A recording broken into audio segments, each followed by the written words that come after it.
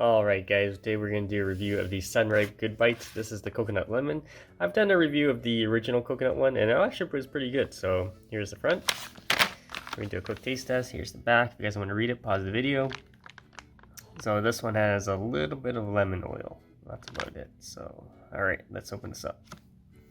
And as you can see, they are vegan. So okay, so here it is. Now you can smell the lemon from here. Actually it has quite an aroma. I'm not a huge lemon person, but it does have a nice aroma here.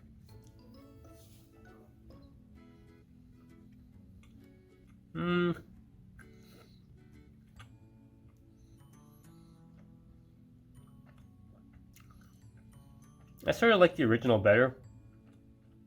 Like I said, I'm not a huge lemon fan, but these are actually on sale too, so. To me, the original are better. If you like that strong lemon aroma, yeah, you'll like this. So definitely check it out. If you have any questions, comments, guys, please go subscribe to the channel.